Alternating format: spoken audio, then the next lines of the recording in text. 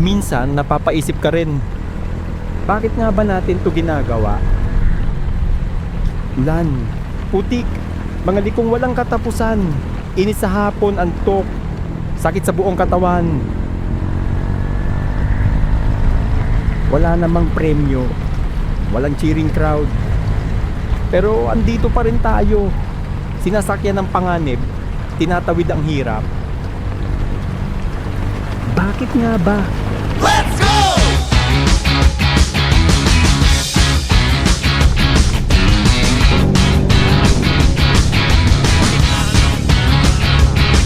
Let's go!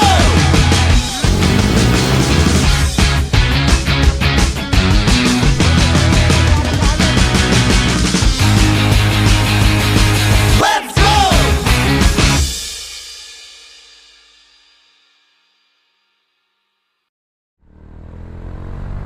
O kamusta mga chong? Sa ride na ito, kumasa kami sa Laguna 300 Motor Challenge. Ang goal? Umikot sa Laguna, tapusin ang ruta, at makumpleto ang 300 kilometro, lahat sa loob ng isang araw. Hindi ito paunahan, hindi ito karera. Isa itong mototuring challenge na ang labanan ay endurance at diskarte. Dapat sana sa July 19 to 20 pa ang event. Pero dahil sa ilang pagbabago sa schedule, nagdesisyon kaming gawin ito ng mas maaga. Kaya nitong Hunyo 7, sinagad na namin. Ito ang mga stopovers: Marcos Twin Mansion, Barangay Mabato, Bahay ni Rizal sa Calamba, Geothermal sa San Pablo, Alaminos View Deck, Tayak Hill or Tanaw de Rizal, Yambo Lake sa Nagcarlan, I Heart Mahayhay, Caliraya Lake at sa 7 Up Hills. Nag-meet kami sa New Valley Shell around 4 AM at actually, dito na rin unang nagkakilala sila Jess, Dan, Kaizen at Raymond. Dito ay nag-connect na kami ng aming mga intercoms at matapos mag-connect, agad na kaming umalis. Ang unang destinasyon namin ay ang Marcos Twin Mansion sa Barangay Casile, Cabuyao, Laguna. Kaya pala nagtatanong si Bitbit. Oo, magkakaiwanan. Ito may hams dito ha. Sabi ko ha, Hmm. nagtatanong ko kung may hams kanina eh. Ito pala. Oh, bago to ah. Oo, diba no, yung Monte Cecilia. Wala pa yan dahil. 60. Monte Cecilia. Bago lang to. Layo na naman ni Kaize.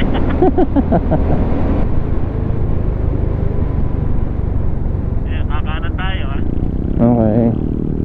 Uy, buti naman tinanggal na yung hams. Pero puro lubak ha. Oh, Puro lubak. lalim pala. Kasi lubak yata yun. Oo, Ah. sabi mo mga Avida. Ay, okay. Bukas pa ba yung ano? Hindi ko sure, parang nagtagal na ako. Lumot-lumot na. Ang ganda dito. Alam ko, nag-close din eh, gawa ng pandemic din eh. Ay, okay. Ewan ko lang kung nag-ooperate pa din ngayon. Kanya lagi kundi ano, babae, ano, kaya ka. Ano to, mabait. Friendly dogs. Nakarating rin agad kami sa unang stop namin. Sinik yung daan papunta rito. Presko, maaliwalas, at halos walang sasakyan kaya sikat din ito sa mga siklista, lalo na sa mga mahilig sa ahon. Pagdating mo sa mansion, obvious agad na abandonado, medyo creepy, pero angas pa rin. Yung paligid, medyo putikan at light off-road, pero saglit lang naman. Kaya picture-picture lang muna, tapos move na agad sa next stop. Ay, sorry na. Badin na badin. Sorry. Okay, 1, 2, 3. Okay.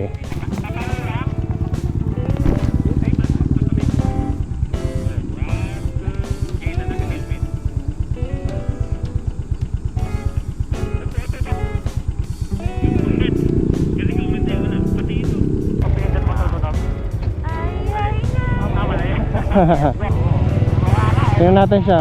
Hindi ko may tricycle, okay naman eh. Uy, dudulas kayo. Ayan, gutter. Mataas yung gutter. Baba mo na. Mabigat po. Malalim eh, malalim. Ako muna, akit ka para malawag. Malalim pala yung malalim dito. Pero bababaw lang. Ay. Tapos ito pala yung malalim, no? Alright. Off-roading. Kaya na mabot ko rin yung goal eh. Adventure. Adventure. Ayos na yan. Ang hanap natin ride, bakit may ba't may off-road? Kasi si Dan. Dumiretso. Hindi na maayos to. Naman tayo, di ba? Mga ka-hombre ko dyan, magkakakuha na. Ayan. Siyempre, mga ka-hombre ko today. Matutunayan natin ang pamilya. Kada ng taon, isa na lang iba sa pumili. Yan, connected na. Yan na. Mga ka-hombre ko, follow niyo na ako sa TikTok page. Maliit na pa ako na.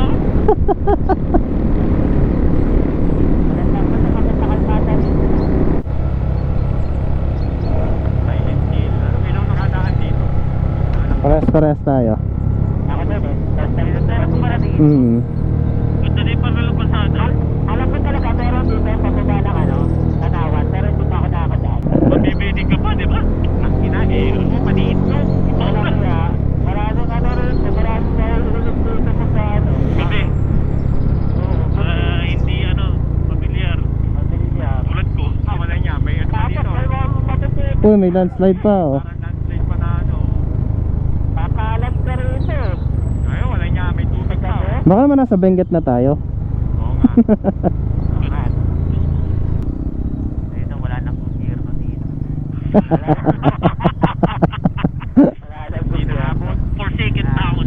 Inaabot ng tulong. Oh, silent hill. Ganda. Jet, naalala mo nung nagano tayo nung nag-norte? Ah, alin doon?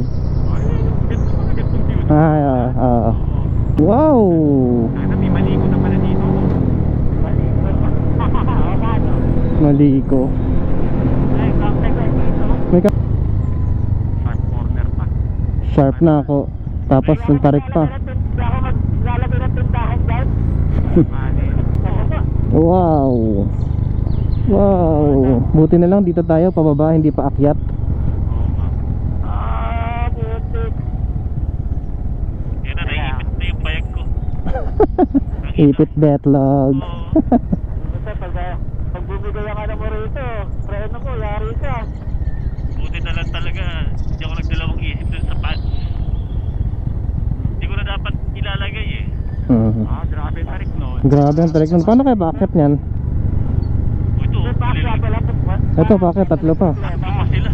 Wala problema pakyat. Kasi primera. Mas okay pa yun. Kasi yung pababa delikado. O sabihin ko sabagay. sa nagbabike. Walang problema yung paakyat, kuya. Kaya mo. Go, go, go. Ano mo din? Naka-video? Yes, amen. One. Meron na naman tayo patagdag na pakagado WhatsApp. At nakarating na nga kami sa Barangay Mabato. Kita nyo naman yung daan. Grabe. Matarik at puro liko pero ang sarap i-ride. Nag-selfie ka daw. Parang Di ba ano yun? Tagaytay to eh. Crosswind. Ito pala yung signage ng Barangay Mabato. Noon sa YouTube lang namin ito nakikita. Hindi namin alam na ganito pala kaganda dito. Sobrang tahimik, ikaw na lang yung mahihiyang mag-ingay. Pero hindi na rin kami nagtagal. At syempre, quick photo ops muna bago umalis. Pagtuloy namin, ito na ang tumambad sa amin.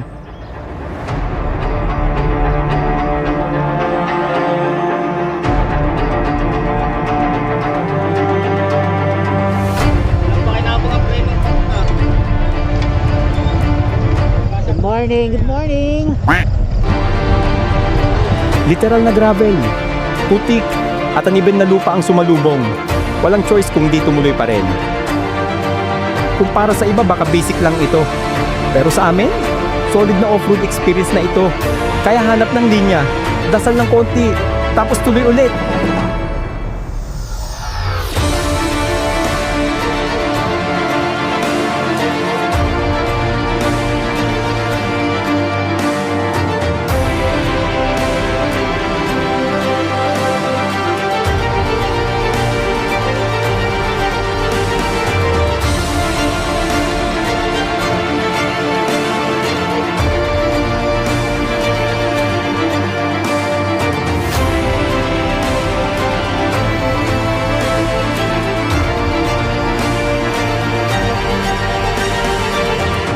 Hindi na namin pinalagpas ang pagkakataon na ito para makapagpahinga.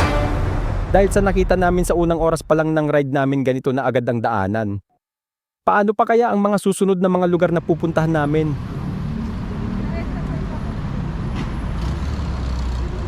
Dumiretso na rin kami papuntang Calamba sa bahay ni Rizal. Hindi na rin nakapag-video sina Jess at Dan dahil na-lowbat na rin ang unang set ng battery ng mga camera nila. At isa pa, medyo naubos ang oras namin sa unang 2 stops na pinanggalingan namin. Kaya sa pagkakataon na ito, nagmadali na rin kami. Ang next stop is Geothermal Power Plant sa San Pablo.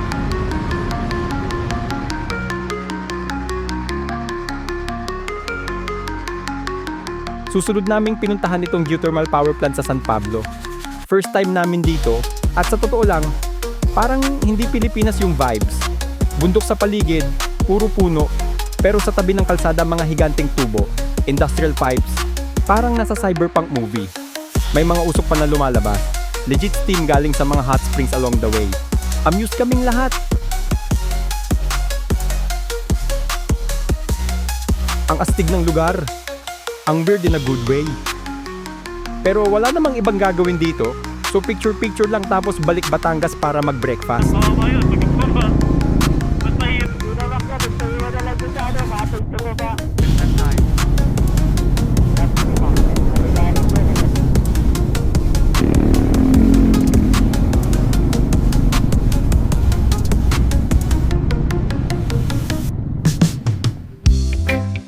Pagkatapos namin sa geothermal, nakaramdam na talaga ng gutom ang grupo. Naghanap kami ng makakainan, tapos may nadaanan kaming karinderya sa gilid ng kalsada. Nakita namin yung Laizawin Lomi House. Chinek namin sa Google. Ang taas ng ratings. Kaya sabi namin, eto na yun. Umorder kami ng Lomi syempre. Specialty ng Batangas. Yung iba pansit. Parehas panalo. Solid yung lasa. Hindi kami nabigo. After kumain, nagpahinga kami sandali, tapos balik ulit sa kalsada.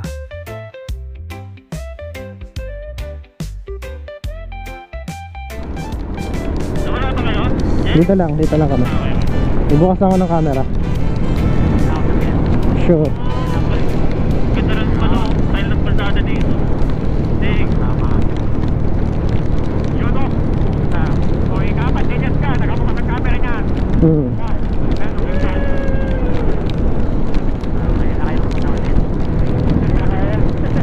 Ako naman next. Stretching. Uy. Pagkatapos kumain, dumiretso na kami papuntang Alaminos. Pero ayun na, biglang umulan. Nice. Wala pa kaming suot na raincoat. Si Dan lang ang ready. Kami, wet na wet.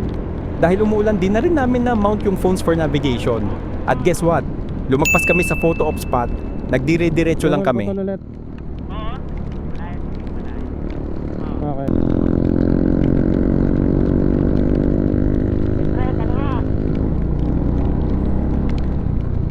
Eh kaya lang, itong dalawang ito, nagpapahiyaan eh. Gayaan pa kayong dalawa.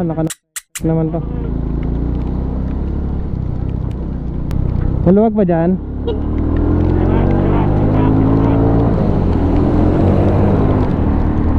May truck. Hanggang sa napansin naming parang naliligaw na kami. Ilang minuto rin bago namin na-realize yon. Kaya sinilip muna namin ang ruta at bumalik na rin kami. After maligaw at mabasa sa ulan, sa wakas, dumating din kami sa Alaminos View Deck. Required ito sa challenge. Kaya kahit babad sa ulan, diretso agad sa selfie. Si Dan naman mabilis na rin nag-selfie. Tapos umupo na sa gilid. Hindi dahil sawa na sa view, kundi dahil lutang na sa antok. Kulang siya sa tulog kasi nagbabantay ng newborn baby bago pa ang ride. Kaya habang nagse-selfie kami, nakaidlip na siya ng konti sa gilid. Legit power nap.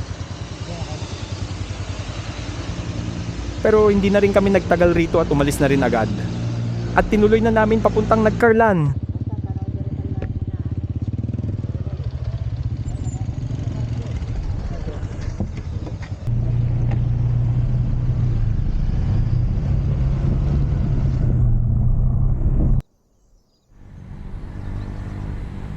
Ito naman ang daan papunta sa Tayac Hills or Tanaw de Rizal, sa Rizal, Laguna.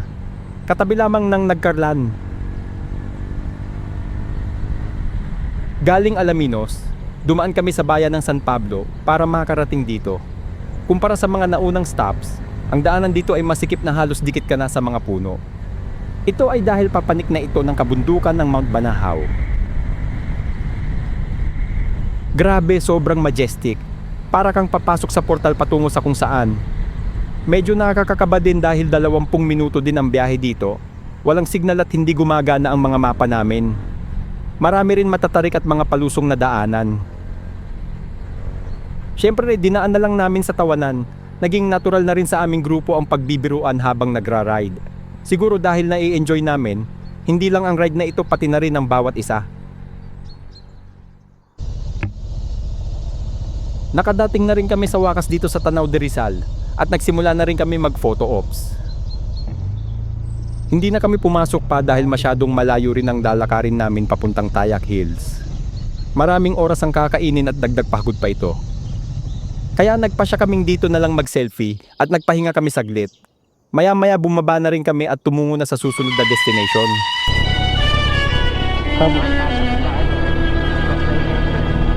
Ganda. Eh, doon naman nag-effort sila ng kalsada dito. Tapos yung kapag si Aleric po, minsan sa ating buhay. Kaya humito na tayo dito at magkakagal. Taga na mamamatay sa puso. Mamamatay sa puso. Hindi pong kere mo, pag nilagyan mo ng palda yung puso, puta titirahin pa. Hindi lang yun. Babalik-balikan pa. Babalik. Malalaki lang yung ano rito, pag na yun, parang ano yung parang napanood sila ano, yung napanood sila sa movie, yung may isla, parang ganyan yung bahay. Isla. May isla. Parang bumawak sila. Viva Max nga yun. Hindi daw. Hindi niya naka-text ni ano, di ba? Hindi ka paraleho. Totoo ba? Hindi ko alam yun. Oo, yun siya pala yung isla. Malahimos sila sa isla. Hindi. Hindi kita ba? Nakasiriga. Corner lot. Parang hotel nun tuloy. Oo, kala ko 4G. Model house. Ang ina ko orchid pag tuloy. Ang ina niya ng Didi Park. Oo, hindi pa. Big Oh, baby no. mo yun. Momel. Oh, wow. Hindi rest house yan. Ang bayan. Eh, 4G house din yan. Ang ina mo. Lahat yan. Bakit yan sa yung malapit sa kalsada? Dapat ito malayo sa kalsada. Sa kanila? Ito na sir. Parting pa lang na Nakakonek ka ba sa kanila?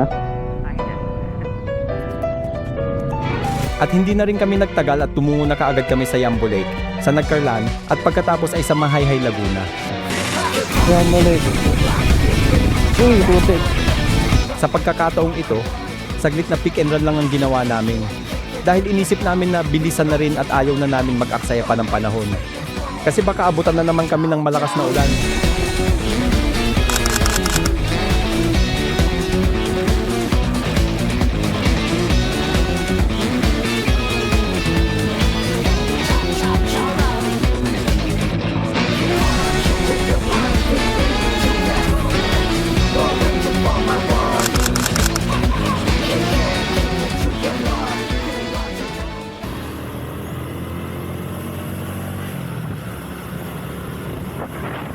Sa lahat ng nadaanan naming spots, Kaliraya ang pinaka-peaceful.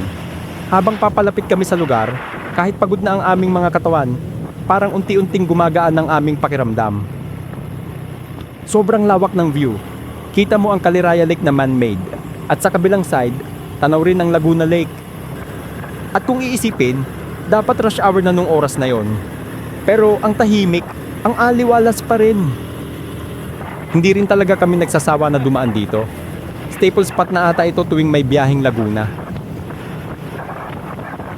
Habang abala kami sa pagse-selfie sa Kaliraya, napansin namin si Dan.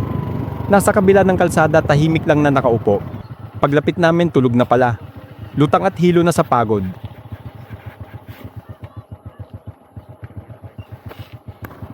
Kain muna tayo. Kailangan magkape. May kapehan dyan. May nakita tayong kapehan. Kaya matapos ang ilang picture, nagdesisyon na kaming bumaba at humanap ng makakainan at kapihan. Gusto nyo dyan? Kaso walang overlooking. Kaya kung gusto nyo lang dyan.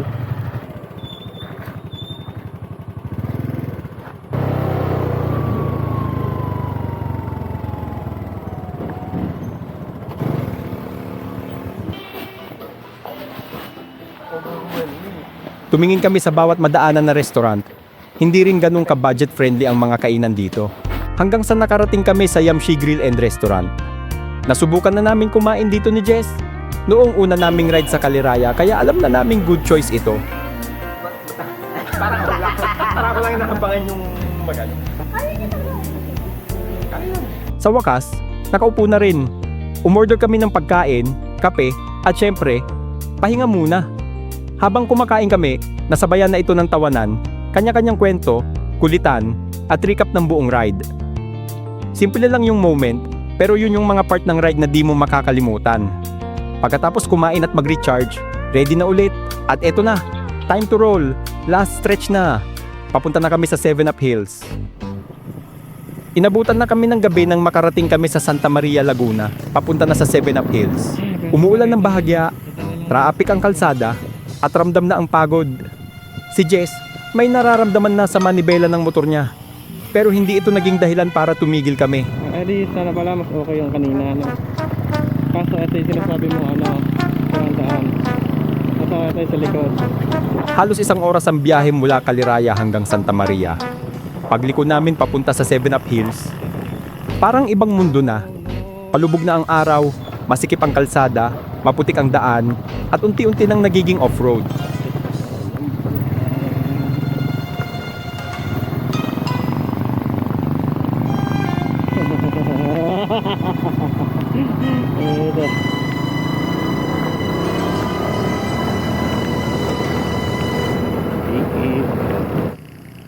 Pagdilim, doon na nagsimula yung kaba. Habang paakyat kami, dumarami ang gamo-gamo. Parang sinusugod kami ng insekto. Si Raymond, mas lumala pa ang injury. Kailangan na niyang bumalik ng mas maaga.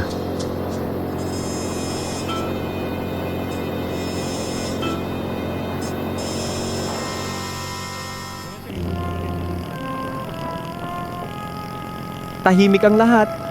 Pakiramdam mo, isang maling liko lang, babagsak ka na. Pero nang makita namin yung signage ng 7-Up Hills, kahit saglit, gumaan yung loob namin. Parang yun na yung patunay na matatapos na ang Laguna 300 Challenge. Ay, salamat. Nagpicture na kami kahit pinipeste ng gamu-gamo. Tawanan dito, tawanan doon, konting ngiti at konting pahinga. Hindi ba yung nagpicture ba?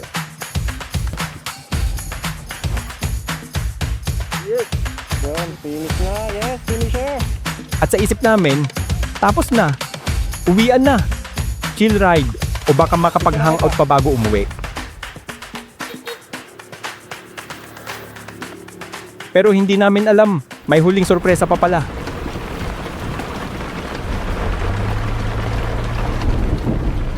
Pagkatapos ng 7-Up Hills, nabago ang plano. Dahil sa lumalalang injury ni Raymond, napagdesisyonan naming mag-breakaway na. Kanya-kanyang uwi. Si Raymond, nauna nang bumiyahe pa uwi. Wala na ring intercom, kaya lahat tahimik. Biglang bumuhos ang ulan. Hindi lang basta ulan, malakas na ulan. At dahil dito, nanatili kami magkasama nila Kaisen, Dan at Jess. Hindi na pwede magmabilis. Bawat pihit ng silinyador, bawat preno, bawat liko, kailangang maingat. May baha, may malalaking lubak, madaming naka-high beam, may mga kotse at motorsiklong out of nowhere sumisingit. Foggy na ang face shield ng mga helmet namin. Yung gloves parang sponge na. Yung sapatos parang may swimming pool sa loob. Malabo na ang ilaw ng mga street lights. Ang mga ilaw ng tindahan, bahay, at kasalubong na sasakyan na lang ang nagpapailaw sa kalsada. Lahat ay nakafocus lang sa daan. Walang kwentuhan, walang biruan. Pero habang binabaybay namin ang dilim, ulan at baha, doon mo mas maiintindihan kung bakit. Ginawa namin ito para sa experience. Para sa excitement papuntahan ang mga lugar na bago sa amin gamit ang motor. Para sa kasiyahan, para sa biyahe. At para makakilala ng bagong mga kaibigan, mga taong hindi mo pa alam ang pangalan, pero isang sabi lang, kasama mo na agad sa kalsada. May bonding sa bawat stopover, may kwento sa bawat kanto. Doon mo mararamdaman yung camaraderie na hindi mo basta makukuha kahit saan. Iba yung connection kapag sabay kayong nilalamig, nahihirapan, napapagod, na walang nagrereklamo. Tuloy-tuloy pa rin. Walang peke, lahat totoo. Sa totoo lang, hindi rin naman nalalayo ito sa ibang sports. Parang hiking, diving, skydiving, mountain biking, rally racing, you name it. Lahat may kanya-kanyang thrill, lahat may risk. Oo, may panganib. Oo, may pagod. Pero ang kapalit, kasiyahan at kalayaan. Siguro sa iba baka kalukuhan lang ito. Pero para sa amin ito ay therapy. Ito yung pahinga namin mula sa stress sa trabaho at mula sa boring na daily routine. Hindi man ito maituturing sports, pero dito kami nabubuhayan ng dugo. At oo, ginagawa naming masaya, pero hindi kailanman isinasantabi ang safety. Kaya kahit anong hirap, uulit at uulit kami ng may ngiti. Kasi alam mong hindi lang basta ride yung tinapos namin. Ito ay isang kwento na lagi namin babalik-balikan. Let's go!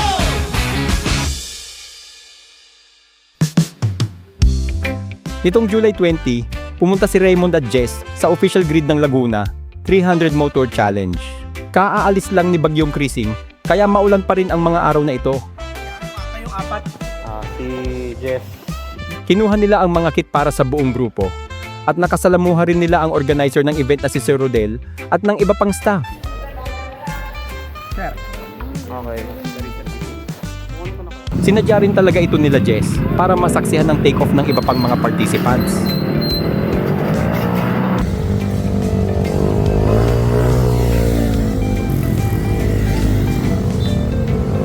At syempre nagpicture din sila sa finish line para complete ang experience. Pero to be honest, parang kulang pa din kasi hindi talaga kami nakapagsimula sa official grid. Pero okay lang, masaya pa rin kami sa na-achieve namin. And after this, diretso uwi na rin agad dahil ayaw na rin nila ulit maabutan pa ng malakas na buhos ng ulan at matinding traffic sa daan.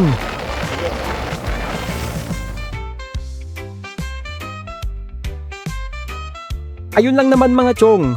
Kung nagustuhan ninyo ito, kindly leave a like, and kung gusto ninyo ng mga ganitong kwento, subscribe na. See you sa next vlog.